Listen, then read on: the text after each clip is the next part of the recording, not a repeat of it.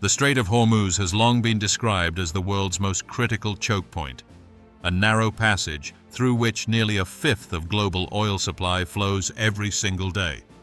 For decades it has been watched, patrolled, and protected.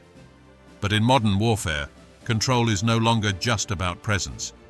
It is about precision, timing, and overwhelming coordination.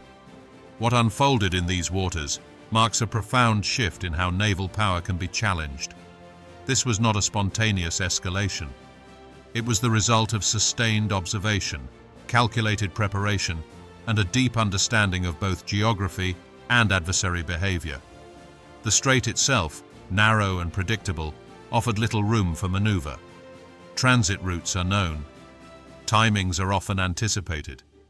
In such an environment, predictability becomes vulnerability. The strike was defined by scale and synchronization. A large volume of short-range ballistic missiles was launched within a compressed time frame, designed not merely to hit targets, but to overwhelm layered defense systems. The attack came from multiple directions, creating a complex engagement scenario that strained even the most advanced naval protection systems. Modern warships are built around defense in depth, radar systems, interceptor missiles, electronic warfare, and close-in weapon systems working together to neutralize threats. But these systems depend on sequencing, capacity, and time. When those limits are tested simultaneously, cracks begin to appear. The initial wave focused not on destruction, but disruption, targeting the very systems that enable defense. Sensors, tracking capabilities, and launch systems became the first pressure points. As defensive layers were stressed and resources depleted, subsequent waves exploited the gaps that followed. At the center of this shift is the evolution of missile technology itself. What was once a relatively simple ballistic system has, over time, transformed into a far more precise and adaptive weapon. Improvements in guidance, maneuverability, and terminal targeting have narrowed the gap between detection and impact. The introduction of terminal seekers, capable of identifying and adjusting to moving targets in the final phase, represents a fundamental change. It reduces reliance on perfect pre-launch intelligence and increases the likelihood of successful engagement in dynamic environments. Equally significant is the question of scale.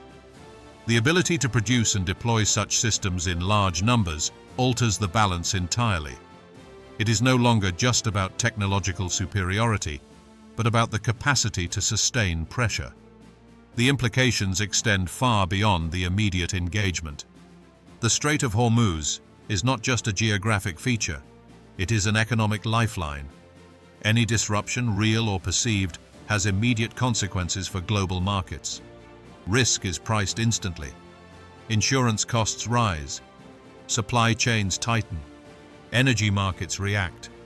What this moment signals is a transition from a space assumed to be secure to one that must now be considered actively contested. It'll be 10 o'clock tomorrow. Other nations are working so that Iran will not be able to sell oil. For policymakers and military planners, the questions are no longer theoretical. How do you operate in an environment where access itself can be challenged at scale? How do you respond without triggering wider escalation? And perhaps most critically, how do you adapt to a reality where traditional assumptions about naval dominance are no longer guaranteed? This is not just an isolated incident. It is a signal that the nature of deterrence is evolving. That technological adaptation is reshaping the battlefield, and that even the most established systems of power must now contend with new forms of vulnerability. What happens next will not only define regional stability, it will shape the future of global security.